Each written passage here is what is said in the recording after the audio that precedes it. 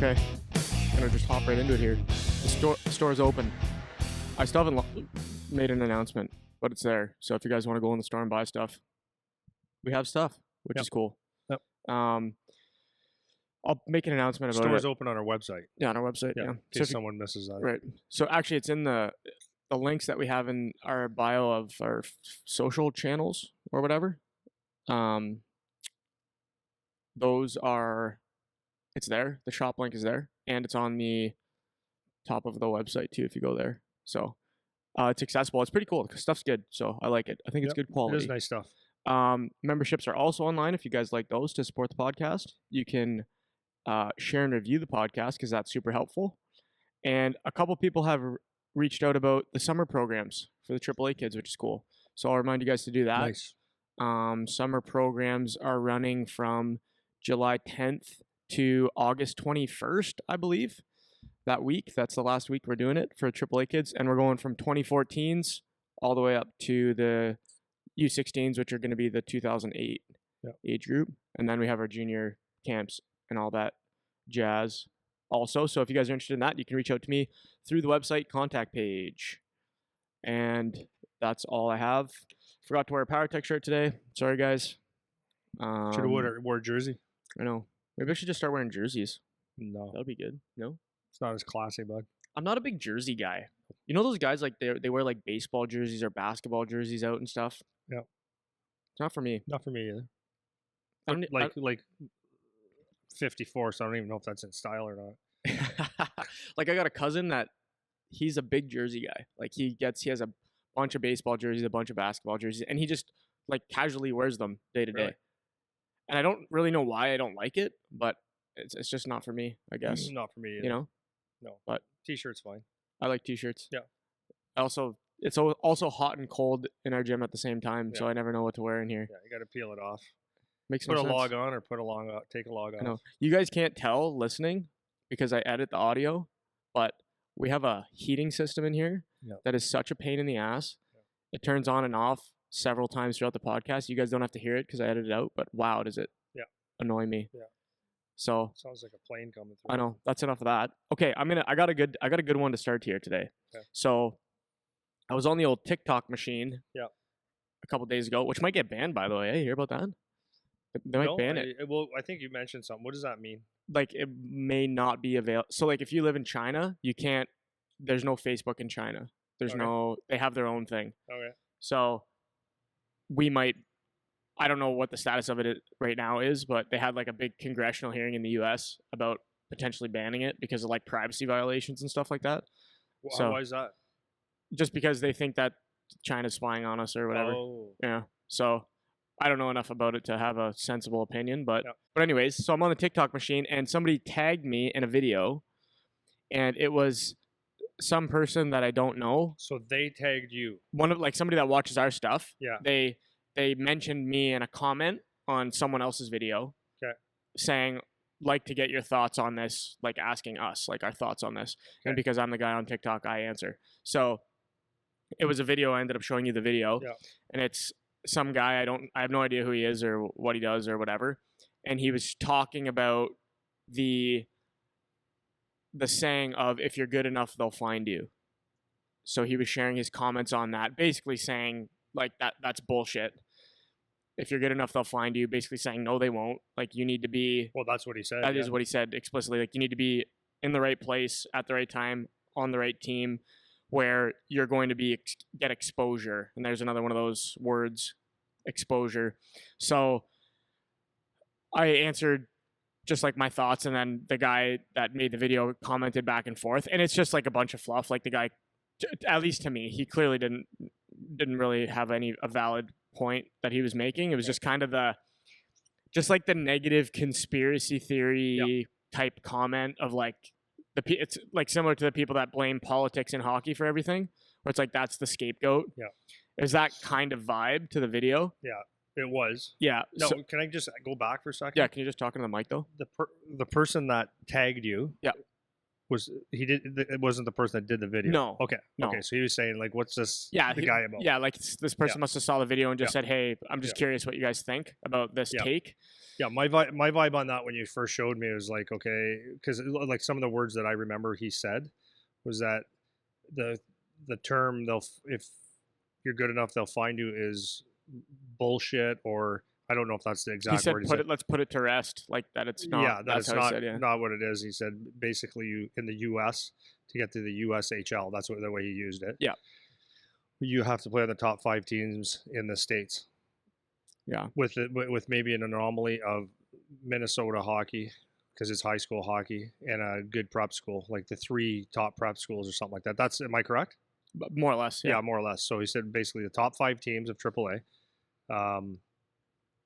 2, 3, 4. No, I used 3 specific prep schools and Minnesota high school because it's a different way of doing it. So that's the stand he took. Mm-hmm. Yeah. So yeah, right. Yeah. So it just makes me laugh because like there's some people would like to believe that, right?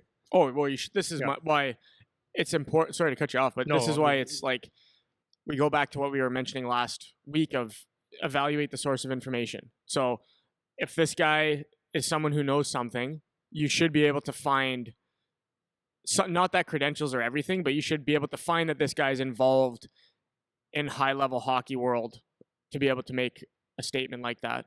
You know, which there's nothing I could find on this guy. He just seemed like whatever guy that maybe works with youth hockey players or whatever at a low level. And but people in the comments, it's like right away it goes to your bias, right? Like people that want to blame or they think they need to be here, or that I got screwed because I didn't play for this team or whatever. Like the comments, people are just like, yep, 100%. It's all politics and bullshit and who you can pay and all of this kind of crap. And so that was what it was, just validating that for so many people that think that, because you're happy to agree with someone who says what you think already without really evaluating the information. Yeah, well, it's always nice because that's one way to say, yeah, I got screwed because I can't afford to play somewhere. But so like the real simple answer for me when you're talking about that is like I know for a fact, like I'm in the hockey world, and that's simply not true. And now I'm going to qualify one thing: I don't really know the USHL that well, but I know that they want the best players, just like the CHL does, and so do colleges. I know that they don't just say we're looking at 5 teams. So number one, I don't know how the USHL works. I don't know. Like in fact, if we talk about like in Canada, you won't find a whole lot of scouts or any scouts following around spring tournaments because they're not getting paid for it, unless you have someone that does that on the side or is around the rinks, just likes to watch hockey and keeps an eye on, because that could happen. That's like, but for the most part, that doesn't. So, but in the U.S., possibly, maybe their scouts do a little bit more in the spring and summer stuff. So I'm not saying that couldn't happen, because that possibly could, right? It's not the exact same criteria as it is here, but I know that most people don't work for free, right? And they know where to find players. And anyways, that's that. Second thing I would say to that is I coached in the States, and I coached against a guy named Alex DeBrincat, and I brought his name up before, and he was not on the top 5 team in the United States. And I don't know his USHL status, whether he got drafted or he was getting tendered. That's a term they use over there, or whatever. But I know he would have. But he was drafted by the he was free agent by the Erie Otters. Okay, so there's a guy that was not on a top 5 team, and we could go on and on and on and on and on and on. So I know for a fact in the hockey world, it's not that. Now, having said that, people could say, yeah, but, and let's do the yeah, but thing. This is one thing I would say, though. If you are on a top team, you do get some extra views. That's for sure. Why? You play more, and you got more guys on the team that are, if you have a really good team, you're probably playing with better players. Yeah, you go farther in tournaments. You go farther in games, tournaments. In general, your team should just have some better players. Therefore, if the Erie Otters are looking at a tournament, they want to make sure they catch this team and this team a little more often, because they maybe have a couple more high end prospects. Now, having said that, some of the prospects there that are mid to lower level, maybe they look better than what they are. Scouts kind of know that a lot of the times, and sometimes they don't look as good as they can look because they're playing against someone that stands out a little bit more. So playing on that top team could be a benefit, and it also could be a little bit of a detriment. And flipping the switch on that one is, if you're on a very poor team, it is somewhat, can it affect your draft ranking or your evaluations? Yeah, it can, actually. It can, but not to the point where, because if you're good, you're good. And being really good, or being the guy on a team that's not very good, you stick out like a sore thumb. So now, like, and it always goes back to the same thing, is in drafts, in recruiting, in the National Hockey League, the Olympic teams, mistakes are made. Some guys go through the radar and they just don't get noticed for some reason. And then maybe they do later on. If they're good enough, they typically do. At some point, they typically do. Very few hockey players that play, that stick it out and play, don't get noticed, because you're gonna, you know what I mean? You're gonna get noticed at least a little bit. You know, Jalen Chatfield was another one. That's another defenseman that I worked with. He plays for Carolina now, and he tried out for one of my teams in minor midget, and he just wasn't one of our top 6D. And guess what? He was the only one that made the NHL. Does that make me stupid? No. Maybe I just didn't see his potential. But at the time, he was 16. Yeah. He was an older kid, so he was 17. He wasn't a kid, but then he came to the Windsor Spitfires, had a great career here, and it took a little bit of time. And now but he keeps at it, just keeps at it, and he's got a nice little career in the NHL right now as a defenseman. Yeah, and so you basically just explained what I was trying to respond to a little bit in that video, just because you can't obviously get into the details in a comment. But the problem with videos like that is there's little hints of truth to what they're saying. So it kind of masks the part, because then they just like take it a little too far. Well, okay, so the other thing is like, this is where if you just have like a little bit of common sense, it's like, okay, so let's say the top teams in the U.S. I don't know if this is totally true, but it's somewhat true. Let's say there's 3 in Detroit or 2 in Detroit. So let's say it's the Honey Baked and Little Caesars. There's 2. The other one's in Chicago. Let's say 3. Another one might be it changes year to year, but let's say there's 1 in California and 1 in New York. So you got 5. So what if you live in, what if you're a really good player in Colorado? Yeah, Maine. Like, you can't play on a top 5 team. Does that mean you're done? Doesn't make sense. What if a kid can't afford to move it? A family can't move their family to a big city 5 or 10 hours away to play on a top team. I mean, it doesn't make any sense, man. I know. Doesn't make any sense. Right. So at the end of the day, yes, teams that are at all the tournaments and the best teams are going to get looked at probably a little bit more. But there's a good and a bad to that too. I know. Because now you could overvaluate a guy. And this is too much. This is kind of what I was saying, is like the hints of truth of what the guy is saying is like you do get more exposure if you're on a better team to a degree, because you play bigger games, you go further in tournaments, you play in the finals or quarterfinals, semifinals, you get deeper into the playoffs. So teams are just no longer playing and you are still playing. So there's only so many teams to watch now. So that's one element, which for sure, if you play on these teams that have more of a reputation, that can be helpful for getting looks too, because the people that are scouting, they want to see the most amount of good players they can at once when they're doing their basic evaluation until they start to go watch specific players. So there's some truth to what he's saying there, right? But they take it too far. Then they say if you're not doing this, that means you have no shot. That's what he said. Yeah, they're not just going to magically find you. That's what he said in the video. And it's like, it's not that it's magic. It's that they're going to find you, because if you're good, could it affect, to your point, where you go in the draft? Maybe it could, but if you're good, you're good. And the guys that are good, it rises to the top, man. You rise to the top. The guys that stay at it rise to the top. It's not a career ender. It's not the determining factor if you don't play on a good team or on a prep school team or whatever this guy's trying to say. Well, it was 2 nights ago after I was done my video thing, I had to take a call from one of the GMs. Mm-hmm. Okay, he asked, "Hey, can you give me a call back?" So I said, "Yeah, I'll call you at 8:00 when I'm done." So this is like another example of like, yeah, they might not be totally, they know who you are. So there's resources that they use, me being one for this person. Okay. And he said, okay, I got an idea of, I've seen some of the guys down there, but like, I'll be honest with you, and no surprise to me, he goes, the teams in that area right now, they weren't very deep at all. And, I saw what I needed to see, just would like to have some other thoughts. So he goes, "Hey, who, in your opinion, who would be the best player in that area?" So he's seen him, and he gave me some feedback on what I thought. Um, but he didn't go and analyze them to death. He saw what he needed to sell. Now he used other references to validate or to do a little bit of background, right? So my point to that is, yeah, um, whoever Joe Scout for whatever team it can't be in 40 different, well, hundreds of different places all the time, but they farm some of it out and they rely on people maybe like me or other people. Like I'd be one person of probably several that he called about a few players to say like, this is what I think. What do you think? And it validates his point. So like, there's one that's actually, in my opinion, is probably going to go fairly high. And he would just, when I gave him like the this, and this about him, and he goes, okay, that's really good to know because I think I saw that. And do you think, Andy, this, like with the skating, this could happen? I go, yeah, 100%, or no, right, whatever.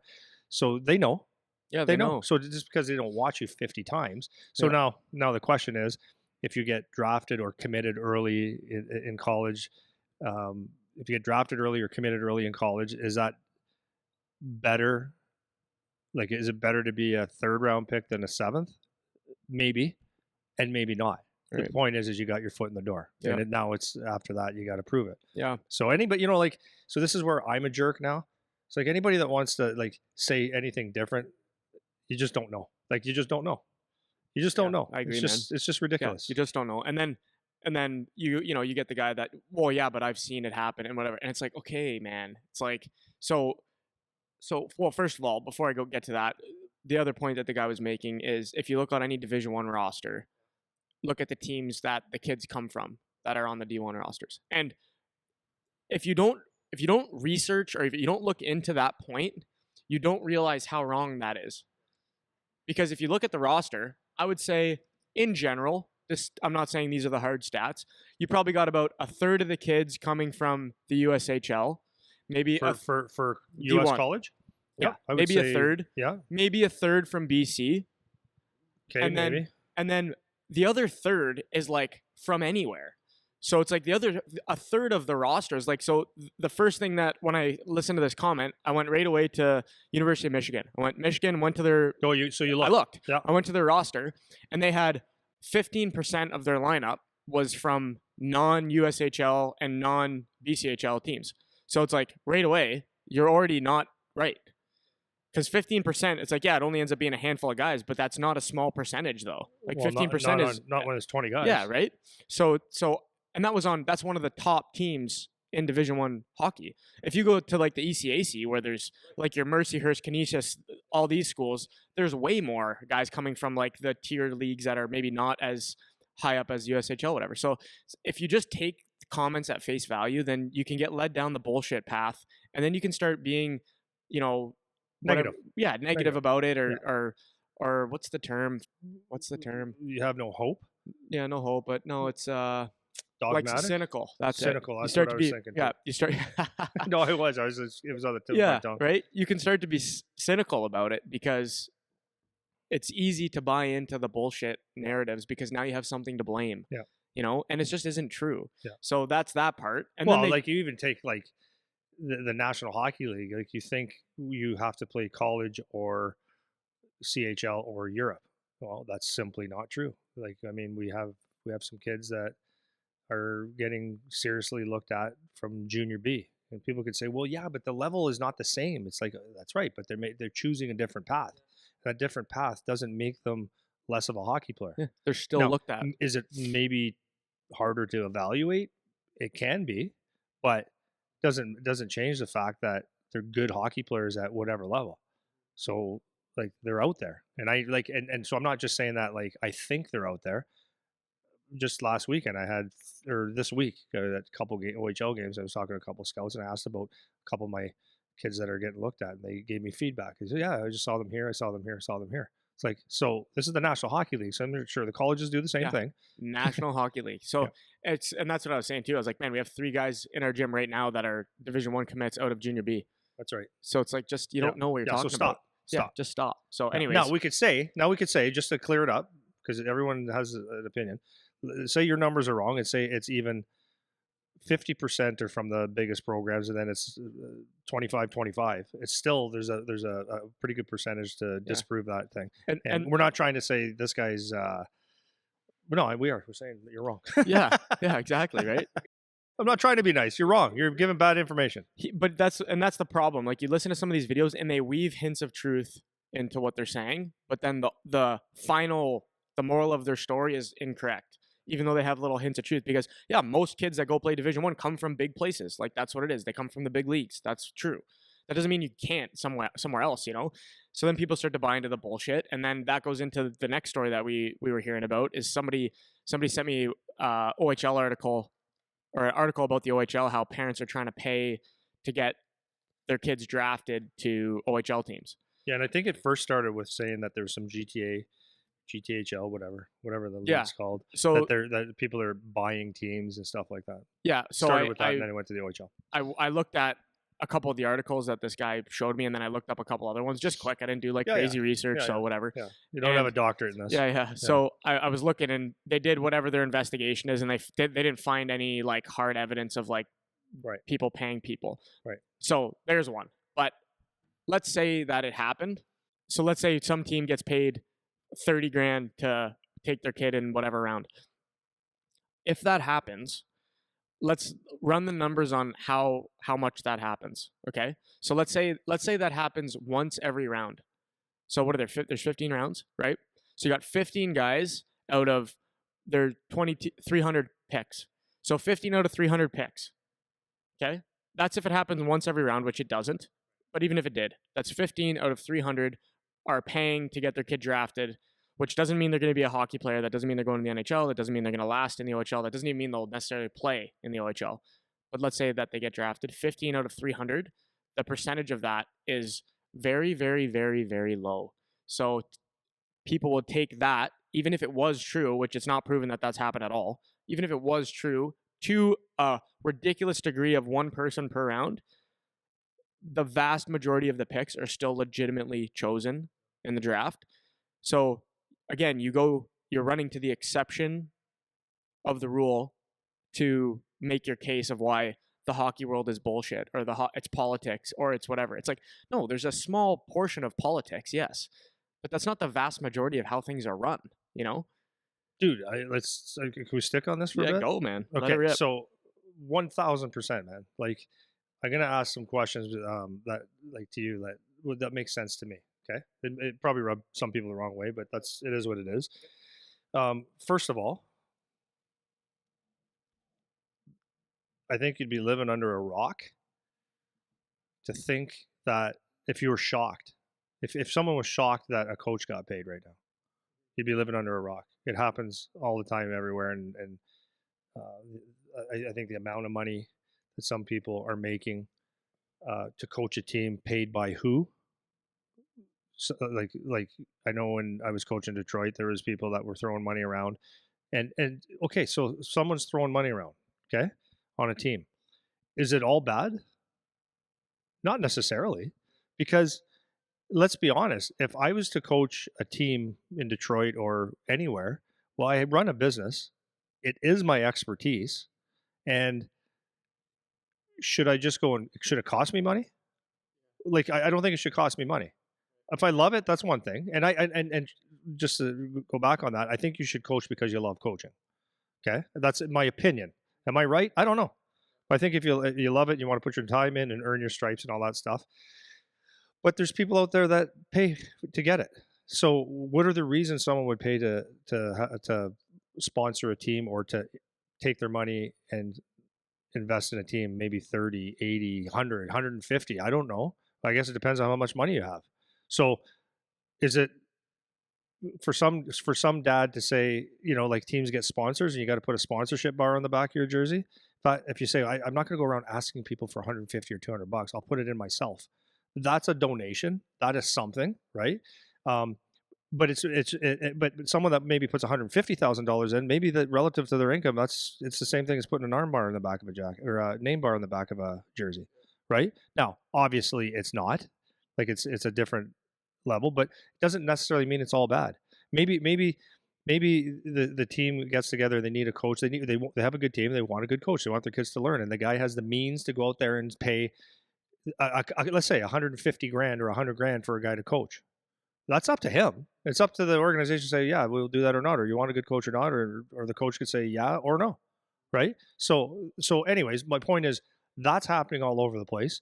There's also the side that, because I've seen this too, that guys make their living just coaching teams and more than one team and trying to, they use that as their living, which, and you wonder what kind of coaching you get. But that's not a shocker anymore. Okay. Is it right? I don't know. In my opinion, that's not the way I want my teams run. But I guess if you want to have a good coach and learn things at the appropriate age or whatever, not appropriate age, whatever, that's happening. But it's like anything else. It depends on the situation. Yeah. Right? And is $5,000 a year too much? Is that the number we should stick with, or 7,500? Right. So okay. So like, let's say I'm going to take you as an example to put you on the hot seat. So let's say I coach, or my kid's going to be on whatever team, and I'm a rich guy, and I'm like, hey, like I've been listening to Andy on this podcast, and he seems like a really good guy that would be great to have for the kids.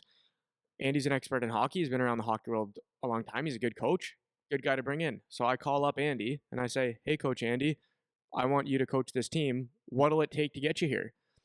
And you say, no, not interested, not doing it. X amount, X amount, X amount. Well, at a certain point for you, it's like, Jesus, like that'd be nice to have a good chunk of money to do that. And you're not a bad person. And it doesn't mean that now you're in it for selfish reasons to promote certain kids and whatever.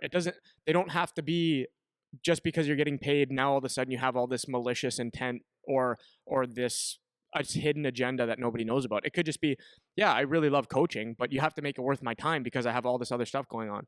So you can still get paid and have good intentions. So it just depends on the situation. Everyone right away when they hear stories about like money being tossed around, it's like we right away jump to the negative. We right away jump to this is an issue that, and I'm not saying that it's not. It can be an issue. There's a lot of that as well. For a ton sure. of that.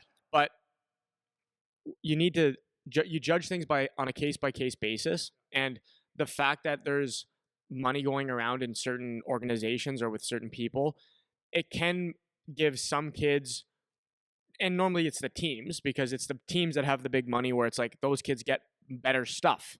And that's unfortunate for smaller market teams. Like that sucks, right? But it is what it is.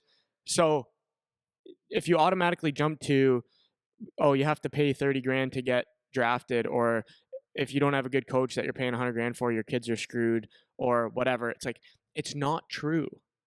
It's just not true. That doesn't mean there's never a case where something bad happens. Oh no, there's some people out there that are in it for, you take care of me, you take care of my kid can't make this team, I'm going to fork money into it, blah, blah, blah. That's 100% there as well. And for the small percentage where that happens, and I mean small percentage in like when it's relative to the hockey world, it's such a small percentage of what is going on that for people to characterize the whole hockey world or all of youth hockey or all of junior hockey with this blanket statement of politics runs everything, it's about whose pockets you pad, it's like, no, it's not. It's just not. Well, again, put it in perspective. So like if you even take buying it, like I know people personally. I do too. That bought teams. Yep. And was it the sole intention for their kids? Possibly, but they were also hockey. Well, not everybody, but they were hockey people.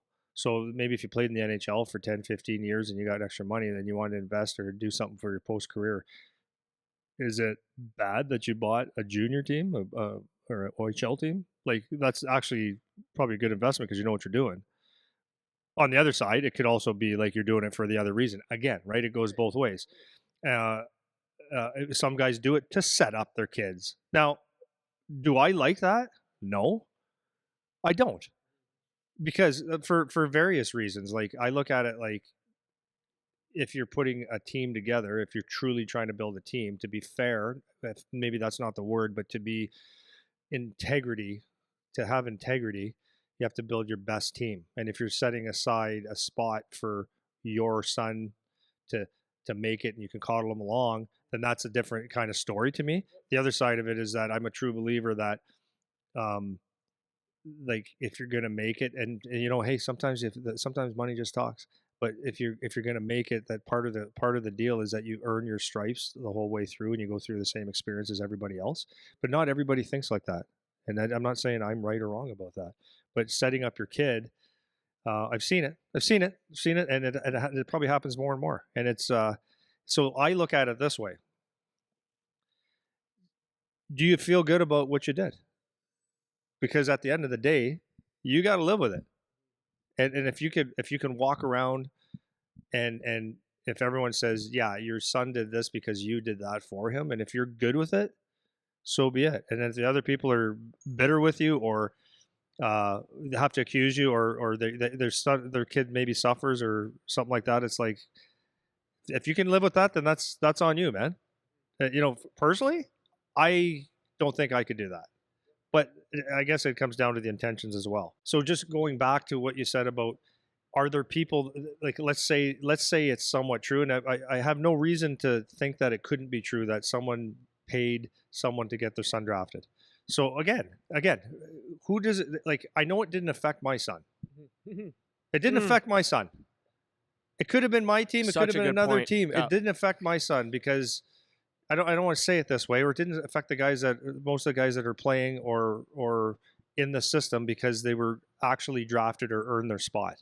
So if someone if someone says, hey, again, if you feel good about that, dude, that's fine. If I come up to you and say, listen, Eric, I'll give how much it would take just to draft him. I know we never make it, but just draft him. It's like, and you're looking at a pick that you maybe say, well, that round, who gives it a rip anyways? Or you feel like wasting it because it benefits you. And like, at the end of the day, I don't even know if you're a bad person for taking it. Someone wants to throw you 30 grand to draft their kid and put them on a piece of paper. It's like, I'm not saying I would necessarily I don't think that's the integrity of the game or the league or whatever. But if that's what someone chooses to do, like, what do people do for money? And the other last thing that I'm going to say about it is the world works like, and I'm not saying this in a negative way either. People that have achieved things in life that are, like, let's say, wealthy, sometimes they've gone through life and say they can buy their way through things. They can just do it, right? I like that company. They're my competition. I'm going to buy it. Like, is that bad? It's a tactic that they use, or it's not a tactic. It's the game of life. And then the other side of that is that, hockey doesn't exclude life being life. Like, it's a nasty world. The world's a nasty world. People will cut each other's throats at all costs and do weird things in all different areas of the world to get ahead or to get some, to whatever the term you want to use. So, like, I don't know why hockey would be any different. Yeah, I think I'm not beating anyone up here. No, but here's the thing that I always go to is the hockey world functions exceptionally well because if it was only like corruption and padding pockets and cutting someone's throat to get ahead, nobody would play anymore.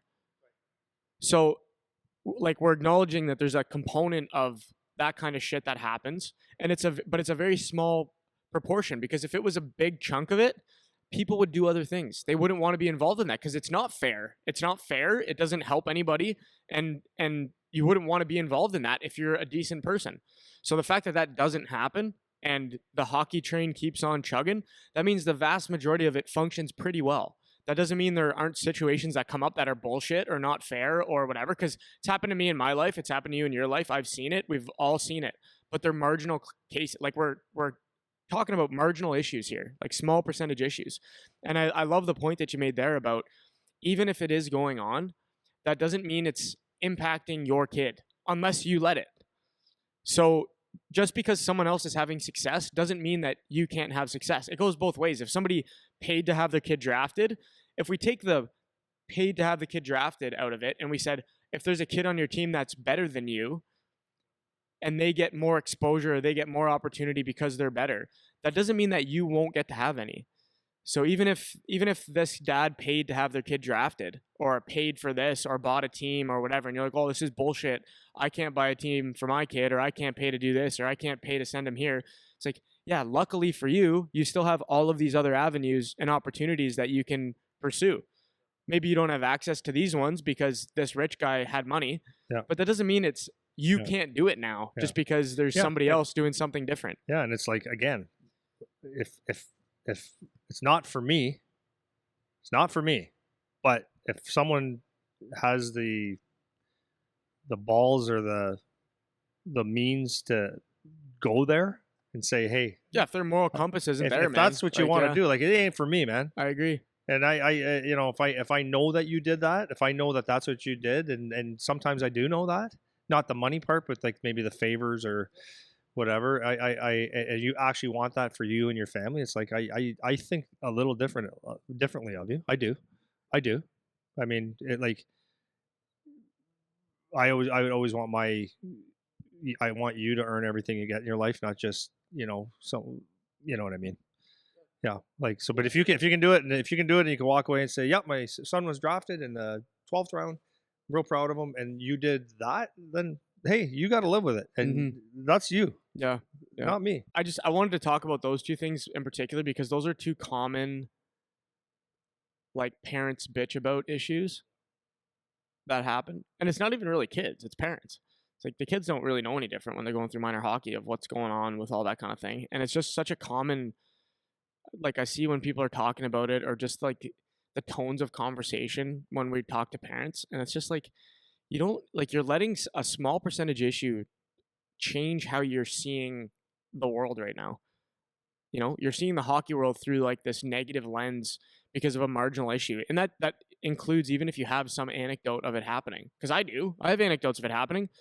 You know, so it's not that it doesn't happen, but that doesn't mean that there's enough success to go around, man. Like, there's enough success to go around, and just because if someone else is doing something that you don't agree with, or that is objectively not good for the hockey world, that doesn't mean that you can't succeed in it now because of that. And I find people jump to blame that a lot. You know, Yeah, and maybe that article that was written was to try to expose the league into being bad people or doing whatever, and if there's things in place that are supposed to prevent that, then I understand the news story.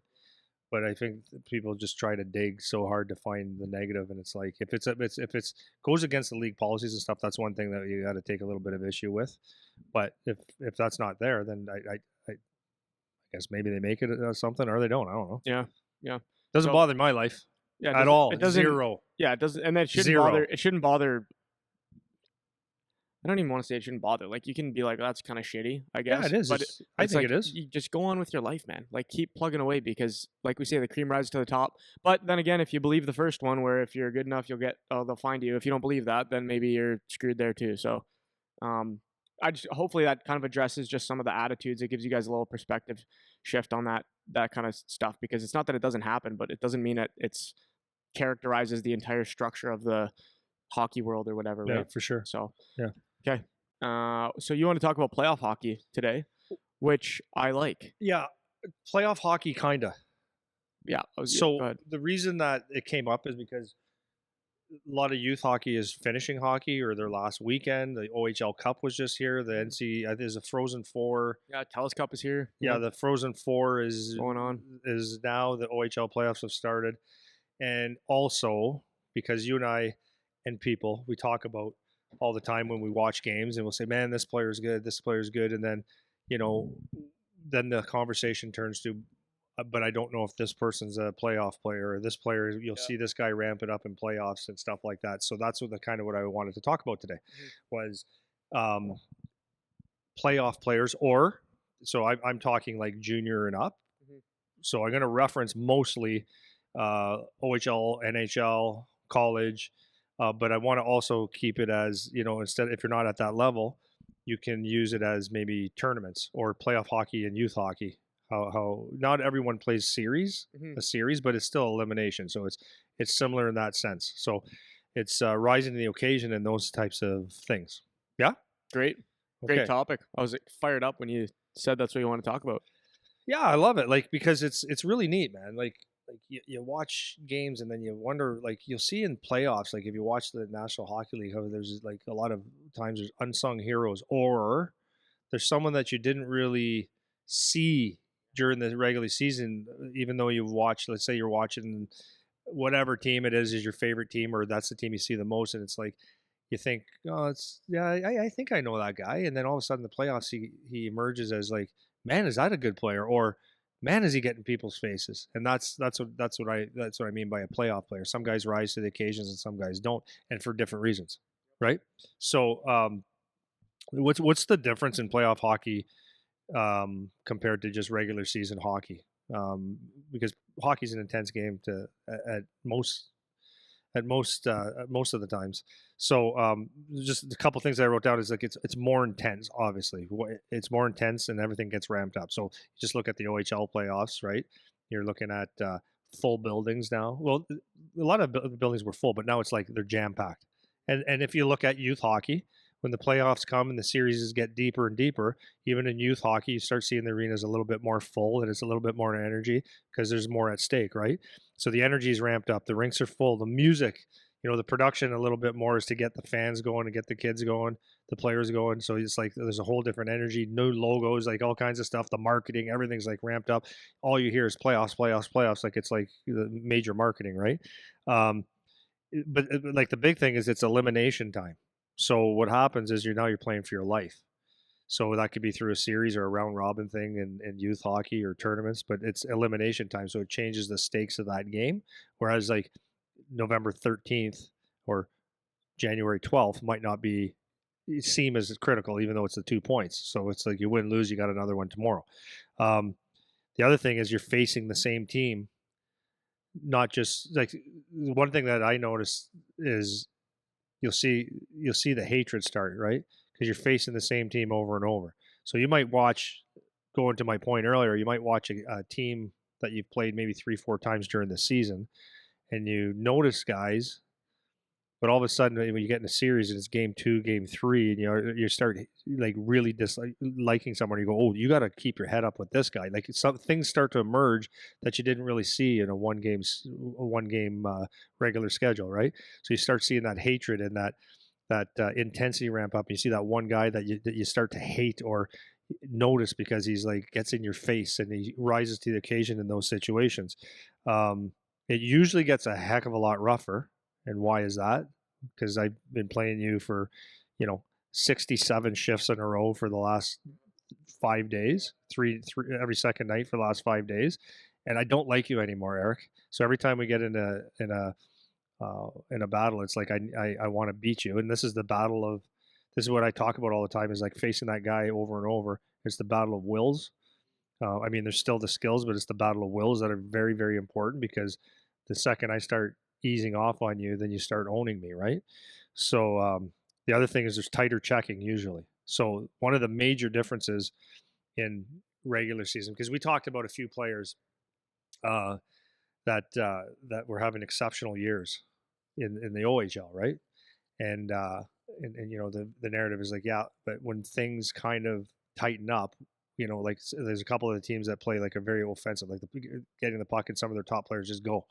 And on the transition, you start seeing these guys and they're potting all kinds of goals and assists and high scoring games, and you sit there and you go, wow, they're having a great year. And then the playoffs come, and then you go, where did he go?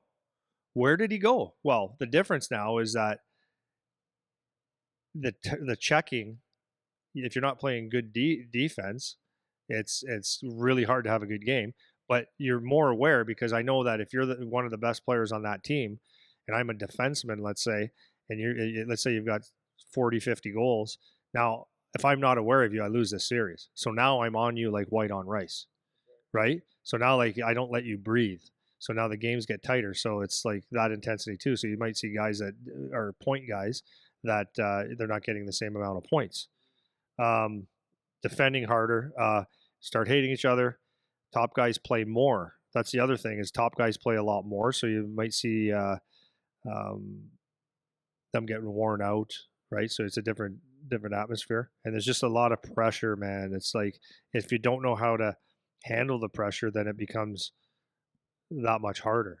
right? And some guys think too much. So now you get in a playoff series. Okay, this is like the mental toughness thing. You get in a playoff series, like what happens, right? So like, look at junior hockey and below. What do kids do before the playoffs? They all get something done, and it's usually a haircut. They all get same haircuts. So you already set your mind like this is big. You start talking about it. You start hating the team. You're talking and talking and talking. And when I talk about mental toughness, is you make things. Of course, you're making it big, especially as kids. But what happens is a lot of times people take it and they make it bigger than what it is. And then mom and dad are talking about it. It's like, you got to get ready. And like, there's even maybe different vocabulary in the house and in the dressing room. And it's not your normal routine because you're thinking, okay, we got to get jacked for this. And the music's different. Like everything changes, right? So, and then again, so that could lead to getting in their own heads. And right. And so the guy that has good mental toughness can just own the moment and stay in the moment and just do the job because nothing really changes as far as it's just another hockey game and you got to perform.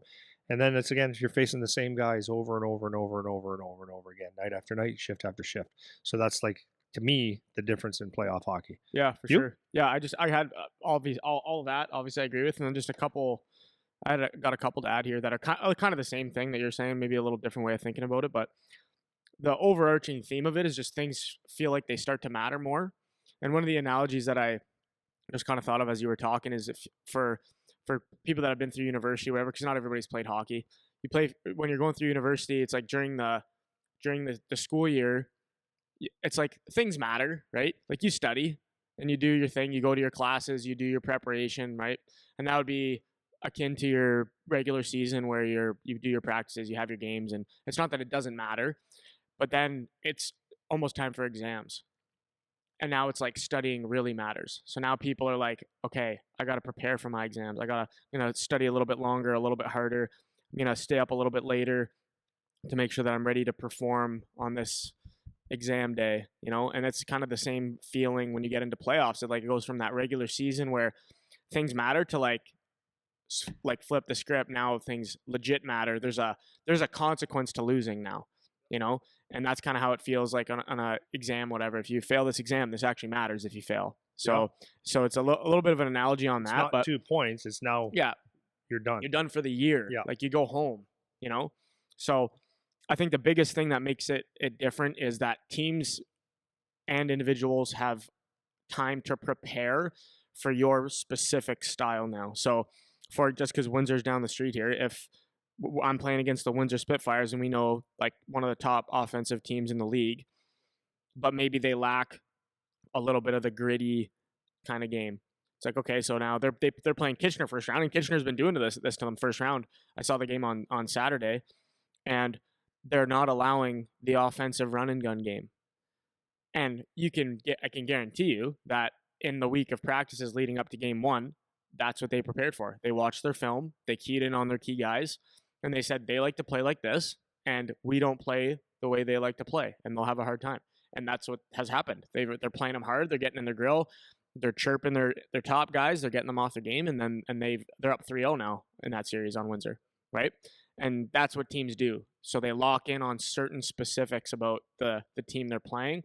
Whereas during the season, you have one practice and one pregame meeting about the team, and then you move on to the next team the next day. Well, you might be playing on day three of day three of a 3-3 or day 2 of 3-3, so it's not your primary focus. And I think because of that level of preparation, it leads into all the things you're talking about: the tighter checking, the harder defense, the specific things to get under this team's skin. All that happens, I think, because of the extra preparation. And then the other thing you said, how the bench shortened, so the top guys are going all the time now. So instead of seeing the fourth line for 10 shifts, you see them for 3. So it's just the quality is higher. And then you also have the mental thing you touched on a little bit, but you also have the physical, where it's like now you're playing games on days you don't normally play. So your routines are a little bit messed up. Physically, you're getting beat down. Little injuries, things that start to nag. I was just talking to a player last night. He called me and was saying, hey, because he hasn't been in a long playoff stretch before. And in preparing for that, he was kind of saying, how do I keep my legs? I just feel like I'm starting to be gassed. And it's the thing that nobody really thinks about during the season, because you play mostly on the weekends. You have the rest of the week to kind of recoup, except for the odd time you play a Tuesday, Wednesday game or whatever. But I was saying all that stuff away from the game, away from the rink, matters even more now. All that stuff matters, and you're fighting a losing battle, because eventually, like, the body breaks, man. You're getting hammered that much every other day. It's like the body is going to break down, and it's managing that, right? Managing that part of it makes the playoffs really tough too. Yeah, the overtimes aren't 5-minute overtimes. Yeah, we're playing 20s where it's right? over in 5. Yeah. It could be 6 periods deep. Yeah, so you're playing intense games every other day with all that tighter checking, tighter preparation, guys, and that because it's a 7-game series, or potentially 7 games, like you said, that hatred builds a little bit, where it's like, I'm just going to give you an extra stick now, where the first game we played I didn't really, but I'm just going to give you that extra cross check. I'm just going to make sure I chirp you one extra time, or pull at you a little bit extra on this play now. And all those little things, they build, over that 7-game stretch. So to me, it's all that, and then plus those couple little things for the playoffs. It becomes a totally different animal, and you start to see who the playoff guys are. Like, who are the guys that can handle that? Because it all starts to manifest itself as pressure, like you said. It turns into, you can make it bigger than it is. A lot of kids do that. And maybe to go back to my exam analogy, I remember I've said this to you before, how the exam day, I would make it feel just like another day.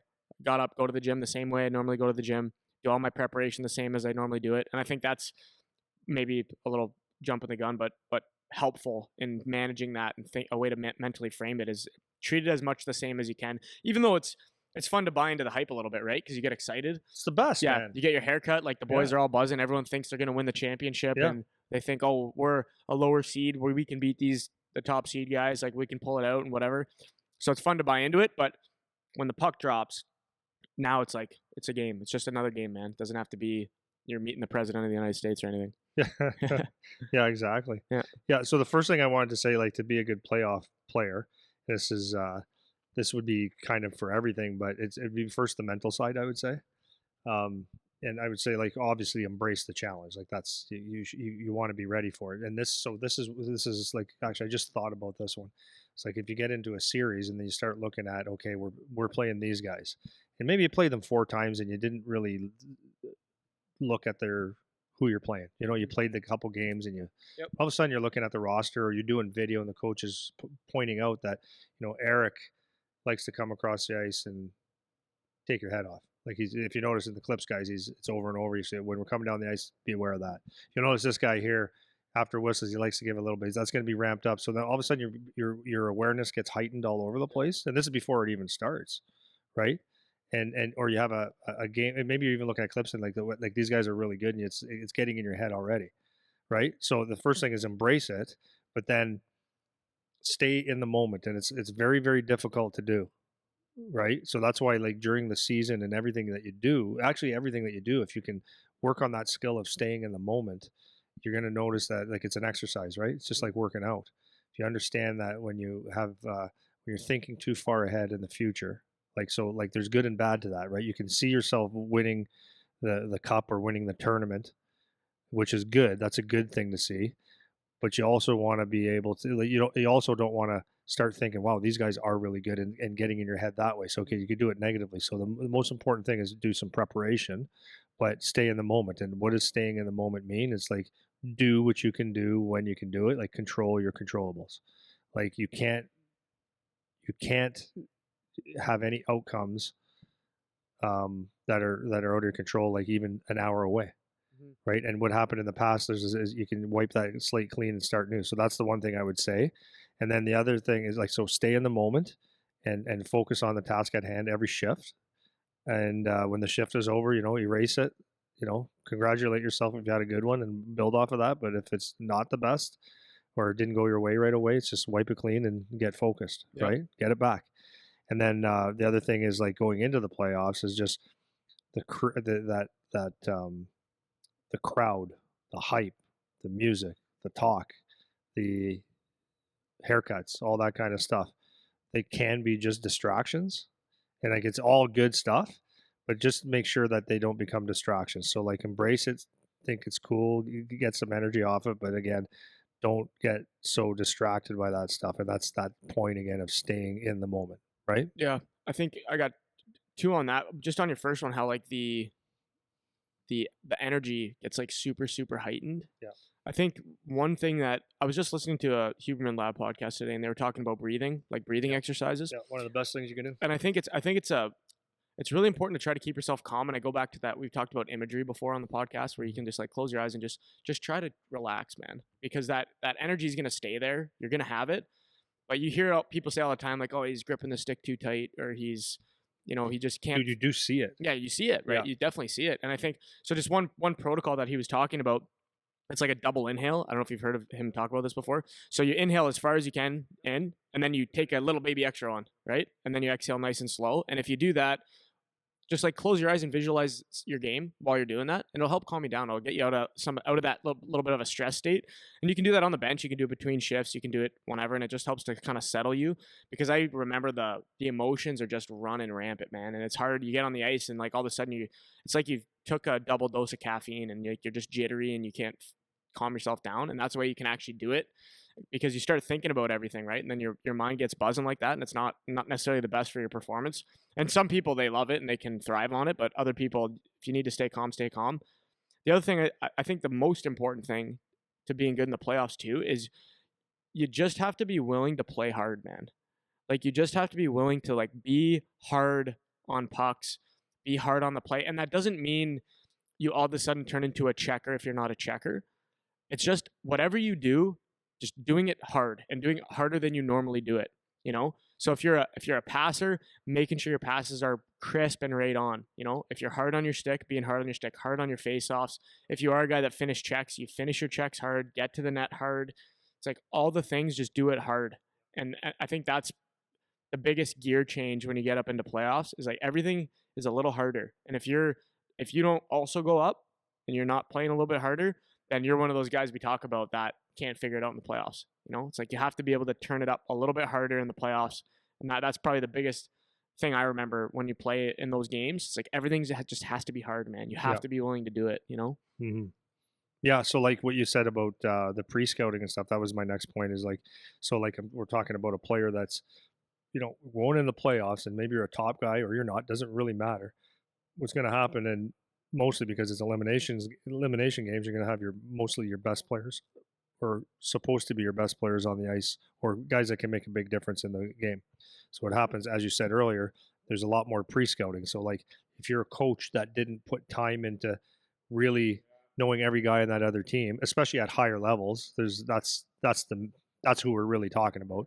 But at the certain levels, like the coaches get prepared like crazy. So there's video, and then there's like a change of maybe the way you guys even play, or the way you're going to defend, or breakouts, whatever, right? Maybe you're going to start getting chippier, or you're going to be less chippy because you're emotional, whatever. Anyways, there's a pre-scout, and then there's a game plan, right? So part of that game plan, as for you as a player, so let's just say you're an offensive player, and so that's the people that are mostly on the ice, right? Your best players are on the ice, and you're typically the best players are putting up some points. Well, all of a sudden, going into a series, you just have to know that it's going to be a tighter checking series, because they've pre-scouted. Like if you're a 100-point guy, I know that I can't let you touch the puck. And if you do touch the puck, there's going to be some lumber on you. I'm going to be in your face. I'm going to be physical on you. I have to wear you down, right? So if you know that going in, that's a really good thing to know, right? So what happens now to be a good playoff player now? How, if you're getting checked really tight, you're not getting the offensive chances. How do you become a productive player, right? Because you're maybe, instead of getting 4 or 5 offensive, maybe assists or goals, maybe it's down to 2 or 3. So to be an effective player, you have to make sure that you flip the script too, and you have to be equally as good offensively or defensively as you were offensively. So what happens a lot of times when you watch a playoff game, you'll say, well, where is this guy? He disappeared. It's like, because it's so tight checking, you don't have room, and you're on the ice a lot, and guys are wearing you out, man. So if you're floating around, and that's why you'll see a lot of guys, they disappear, and it's like, well, because they don't have that opportunity now to take chances and just take off and play the offensive game. And there's teams that have played that way, that now it's not going to work because there's no room. So you have to make sure that you do your job from the defensive side, and it goes back to all those habits that we've talked about before. Now that guy that gets the puck off of the wall, right? Of the winger that is not fancy, gets that puck off the wall and out. That's a really effective play now. Now that's a guy that you need in, that you got to count on that guy. It's a centerman coming low. It's the back checks coming back to the house and sorting things out. It's the D finishing checks. It's all those little things that are going to make a big difference, because after a period of time, the guys that do it well, right? Your top players that learn how to play that playoff type hockey, that now all of a sudden over a series, it starts to emerge, right? Now your chances seem to come a little bit later on, right? But to your point, it's so much more intense that you can't cheat the game now. You might once in a while, but you have to play the other side of the puck. So knowing that, so let me just finish this part. So knowing that if you're one of the better players, don't get frustrated necessarily that you're not getting the opportunities. You have to tighten up at the other side and know that you're going to get checked. Like, it's just part of the deal, right? And then if you're not one of those big offensive guys, obviously you can probably understand where this goes. You're making you're actually critical, the physical side of it, the tight checking stuff, and then that's where you see guys that didn't have huge numbers during the year, all of a sudden in the playoffs they've got some goals, or they got some serious points, and they're making impacts because they do little things that make a huge difference. Yeah, the way I said it to you yesterday, not to make it like more dramatic than it needs to be, but the holes in your game will be exposed during playoffs, because you can't get away with the things that you were getting away with during the regular season. So that's why if we go back to our little mini series we did there about like foundations for each of the positions, like if your foundational skills are not tight, then it's going to show, because you don't have the extra space, you don't have the extra move, and you're not going to get maybe you will, but for the most part, you're not going to be scoring maybe at the same rate you were scoring before. So maybe it was worth having you out there for the goals, but now you're not getting the goals. So if you can't do that other stuff because your foundational skills aren't tight, or your ability to see the ice and play the game the right way for your position is not dialed in, now you're just less useful and you'll be more and more frustrated. So that's a really important thing to know as a player. Those foundational skills have to be dialed in, and that's why during the year, during your off season, whatever, focus on tightening that stuff up and actually thinking the game properly, so that when it gets harder, you can fall back on the foundation and you're still a contributor to the team. Yeah, fall back to your training. Yeah, exactly. You fall back to your training. Yeah, and the other thing with the guys is that you'll see the guys that, like, we talk about, we did an episode on being tough at one point, right? And toughness could mean fighting, but toughness just simply means that you're in the battle, right? So guys that like to maybe poke check or try to take the easy way to skate around guys, it's like, it doesn't work now. Exposed, man. Like, you have to be tough. You do have to get to that net. Like, you're gonna have to go there. You might get tripped along the way or shoved from behind and go into the goalpost. And like, this is hockey. Playoff hockey is ugly. Like, it's beautiful though, but like, you can't hide. And you'll see the guys that are on the softer side disappear. So there's two sides to it though, right? You'll see some guys disappear, one because they are softer, or because they're checked so tight that it's the opportunity right there. But a lot of the times it's just, that's what I'm talking about, a playoff hockey player, is that you have that grit. Like, are you willing to pay the price? And some guys just aren't. They just aren't. Yep, for sure. They're softer. Yeah. And they disappear in playoffs. Period. Mm-hmm. Well, I want to just swing back to you made a point briefly about coaching a little bit. And I just wanted to throw up maybe a thought out there for the coaches at the younger levels, because we're talking about pre-scouts and video and all these things that the coaches have access to. But if you're a coach at a minor level where you don't have access to video of other teams, you play all the teams during the year, right? And if you just make some notes about the team to yourself, because a lot of coaches will say things like, well, we're not worried about what they're doing, we're worried about what we're doing.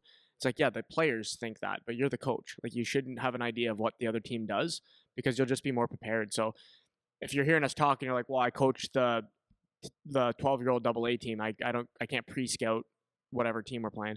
It's like, yeah, but you play them during the year. So just like make some notes about what are they good at? What are they not good at? Like, what are things you're seeing on the ice, so that as the coach, you're not just surface watching the game like you would if you were mom and dad in the stands. If you're the coach, it comes with some responsibilities. So those notes you have, you can go back to when it's playoff time, and you can be like, oh yeah, they did this. Oh yeah, they did this. And it doesn't have to be super specific because you don't have to act like you're an NHL X's and O's coach. But just by having a couple things about the team that you remember or that you have written down that you can reference later, that can be a little pre-scout for you going into the playoffs. So you're not just starting from zero to deal with them, right? So I wanted to throw that little note on for the coaches because you mentioned it, and I know we're talking more high level, but that's something that you can do at a minor hockey level is through the season, take advantage of those regular season games to make a couple notes about the teams you're playing so that when you face them in higher stakes games, you might have a little edge on them because you have a little extra preparation of knowing how they play or where they can be exposed. Yeah, like good coaches in youth hockey especially, you watch a team play and you can, if you have a clue how they break out or how they however they play, if they skate the puck or they don't know how to defend, then you can expose those things, right? You're just helping your kids. Well, sorry to cut you off, but my last year of junior, I remember our team was unreal. It was like we were like 4 lines deep. It was ridiculous. So we smashed everybody like through the year. I think we finished first in our conference. Playoffs, we like ran through everybody through the playoffs basically. So we won our conference, and then we go to the Sutherland Cup final where the teams all play, and we were playing another team and I don't think our team was very well coached.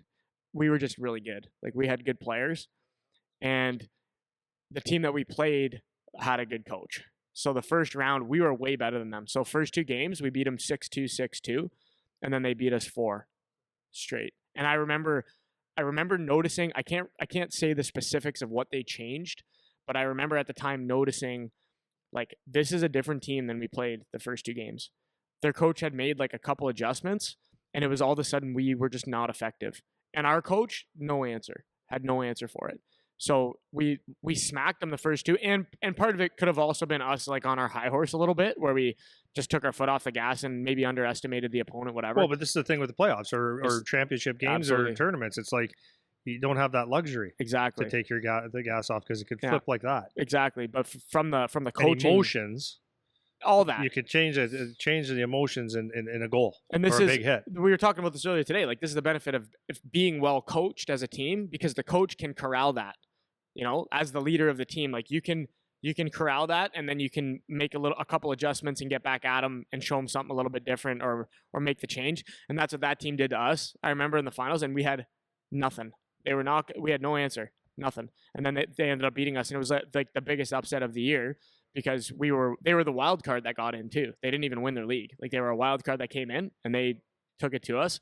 And that was, I'm going to say 90% their coach being a good leader for that team and making the adjustments, right? So you have you do have a lot of power as a coach, and you can take a team that's maybe not as good on paper, and you can make a difference if you're prepared. Yeah. Well, I agree 100%. We touched on it, but again, Top Guns, these are for the players themselves.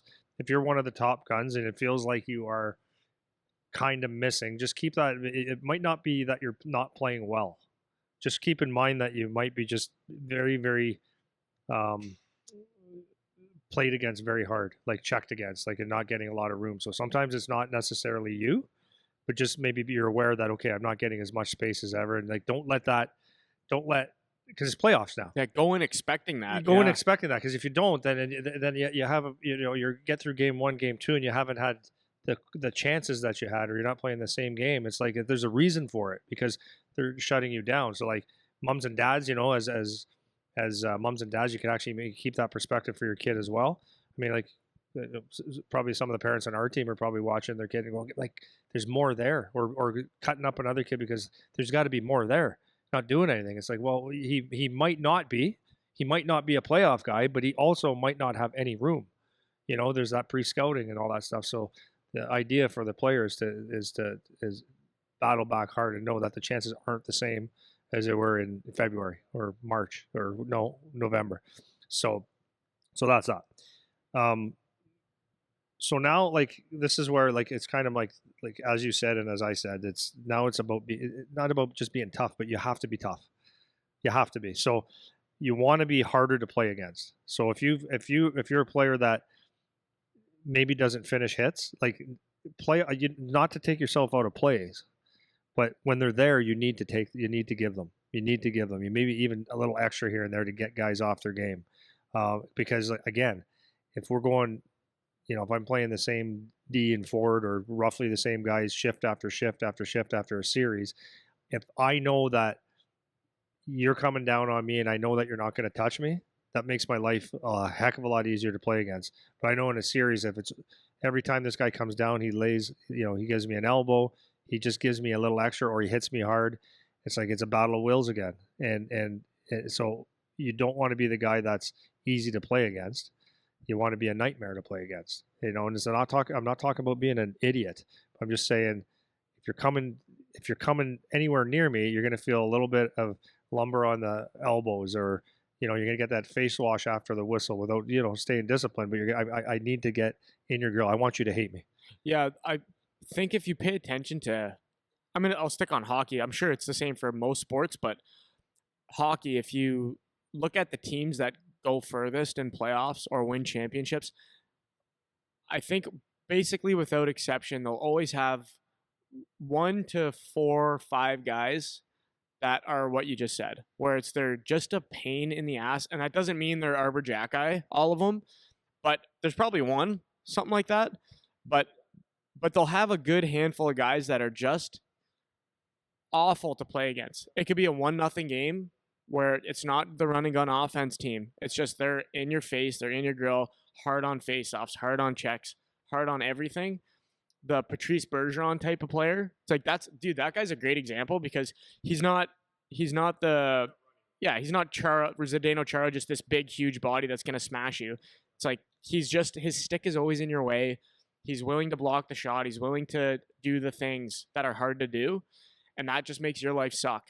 So if you can adopt some of those things into your style of play, that's why when we talk about the grinder power forward type guy. It's not because we have something against the offensive player. It's just those characteristics and those qualities are what show up or what are needed when the games actually matter now. So it's cool to do your skill stuff, but when the games are hard and when you move up levels and the game gets tougher just in general, not even just playoffs, those are the things that start to make you more and more valuable. It's more tools in the tool belt for you, right? So that's why we reference that a lot because that's where it's useful when the games are hard, you know? Well, and I'm just watching, like there's some skilled guys. Like I'm not, how do I say it? There's some guys that don't play that rough game, but even in the season, you can see there's that playoffs type of mentality to them because like there's one person, for example, who's very skilled and has a lot of points, and he gets not pushed around, that's the wrong word, but people take a few liberties with him because they know most likely he's not going to fight, and nor should he, right? But as he takes it, he gives it back a little bit, but he takes it. So there's one thing to, let's say after a whistle, you punch me in the face, like before the refs get there, 1 or 2 or 3. It's one thing to cower to that. That's not tough. But it's knowing that that's your life because you are one of the top players and you are targeted, that's just part of the deal that you're going to have. Yeah. That's what I'm talking about tough. That's a good distinction, yeah. Yeah, it's saying, okay, I if I fight you, Eric, I'm the dummy. Right. I'm the dummy because what a trade-off that is. If I've got like the high point guy and I'm taking someone like you off the ice with me, you take me off the ice for 5 minutes or whatever, you won that deal. So that's the toughness. So the toughness to be disciplined or the discipline to be tough. What? Both, either. Yeah, Both ways. flip that. Yeah. So part of being tough is just you're taking a beating, but you're standing in there in a fight. Right. So like cowering. It's like Rocky says, it's not necessarily how hard you hit, it's how many times you get hit. Rocky, right? Yeah, Rocky, and keep coming back. And it's the truth. Yeah. So like a skilled guy could be tough in his own different way. Right? Like Steve Yzerman, for example, wouldn't be walking around like people would say he's a tough guy, but he was tough. He was tough, man. Shift after shift, he took abuse and puck in the face. I remember the one series he took a slop shot in the face and he was back out. That's a tough guy. Mm-hmm. I think the another maybe analogy that I would take just because it's clear. We've talked about fighting before, and you don't necessarily want to be the guy that's there to fight, but you want to be able to fight if you have to. And that's kind of the same message we're Not given. youth hockey. Yeah, not youth hockey. But when I'm saying that, because you can extract out that same kind of principle and you apply it to the being tough thing. It's like, it doesn't mean you have to go to the net, stop in the scrum, grab a guy by the head and whatever. But you want to be able to flex up a little bit when you need it. And for the guy you're talking about, that's his way of doing that. He gets, when the games get tough, he plays the same game, and you can come at him and at him and at him and at him and at him, and he'll just keep doing what he's doing. And he doesn't cower to it. He doesn't fade away. He doesn't fade off. At the same time, he's not now running in, being the physical guy, changing his game, right? So that's kind of where you need to be willing and be able to have that little flip of the switch where you can turn it on in whatever way is appropriate for your game, and that's where those types of players start to be super valuable, because some guys don't have it. Yeah. What's funny, like I was kind of going to end on this kind of stuff here, is you mentioned Arbor Jacki last year, and he was like a very intimidating force in the OHL. So, and I think I said this to you yesterday, it's like, and there's guys on every team pretty much, not to that extent, but there's guys on every team that have that presence. But say it's not that presence, it's a little bit less, but there's still that presence. And the difference between playing in the regular season is you might, let's say in the OHL, for example, or the NHL, you might play that team 4 times, 6 times, and it's spread out over, October, November, February, and March. And it's like you don't get to really zero in. Like you might see glimpses of, oh, he's got some jam to him, right? But when it's elevated and you're playing night after night, that's where these guys stick out like a sore thumb. They become nightmares, right? There's you see it on almost every team. There's 1 or 2 guys, and it's just really hard to play against. And a lot of people can. The more that you understand, if you can get that role where you're just, like I said, it's not necessarily killing guys. It's the goal scorer, point guy that stays there in the fight all the time. That's how you win battles. And you stick out like a sore thumb. Yeah. Because you see them night after night, right? And then all of a sudden you see them, like instead of the 4 times, you see them 4 times in a week and a half, and it's like, this guy's a pain in the ass, man. And you're either scared or you're not. Yeah, that's awesome. So yeah, I think that's good. I hopefully playoffs coming down, whatever, you want to be able to apply some of that stuff in the game. So hopefully that's kind of helpful. Is there any other closing remarks you have before I go to my quote? No closing remarks. No closing remarks. I guess the only closing, none, but here's one. But here's one. No, but like we're always here to help parents get through this kind of stuff, and it's like one of these things again, like some of those big games. I remember actually. So when I was speaking of coaching in Detroit back in like whatever year that back was, back in the day, is we were finished a tournament. We finished the finals in a Toronto tournament. We lost.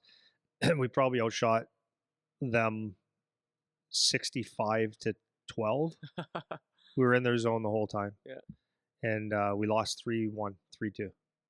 And came out after, and one of the dads was so upset.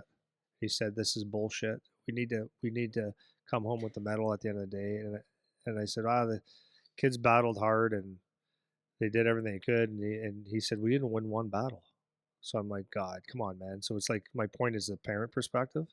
So when you're looking at the playoffs or big tournaments and stuff like that, it's like, maybe it's a different understanding for you that things are ramped up a little bit, and some guys cave under the pressure and some guys don't, but it's just played at a different level, and that your top players are zeroed in on a little bit more.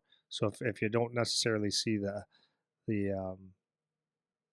results that you were looking for, or the same guy that you saw for the last little bit, it could be one of the reasons that they're just tighter checked, or the intensity is ramped up.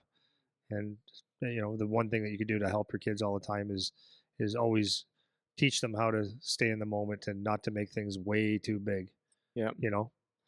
I think that's why playoff experience is so valuable, because that's where the athlete, or those pressure times, that's where people they sharpen the blade. They start to figure out how to get through those high pressure times. And the other thing I'll say for the parents too, just as a finish, is we talked about a few episodes ago about where you put the bar for kids. You know, like what is the expectation? If they have a really amazing game, now you're like, that's the standard. Like that's where you need to play all the time. And they can't, because that's not how it works. You know, most of their games are going to be an average game because that's how averages are. So when it comes to playoffs, it's even up a notch from that. You know, so if they're just starting to get into, you know, playing bigger games, once, you know, kids are older and they're in through puberty and things are really competitive, and then they get up into juniors and stuff, they need some time to season. You know, they need some time to figure out how to handle that amount of competition and that amount of pressure. So driving the expectation to be something that's unrealistic, like you're the dad you're talking about there, it's like, it's not as easy as that, man. Like it's not like, especially no offense to parents, but if you haven't been in situations like that, it's hard to understand what it feels like. So just keep the perspective as the parent too. When things are ramped up, it's really ramped up, man. It's a lot different, you know? So I'm going to go to my quote now. Okay. This is St. Augustine, and this actually kind of works exactly with what I just said, so that's good. This is it. To be under pressure is inescapable. Pressure takes place through all the world. War, siege, the worries of state. We all know men who grumble under these pressures and complain. They are cowards. They lack splendor. But there's another sort of man who's under the same pressure, but does not complain. For it is the friction which polishes him. It is the pressure which refines and makes him noble. I thought that was a good quote. Very good. I know, not bad. St. Augustine. I love it. Cool. Okay, see you guys next week.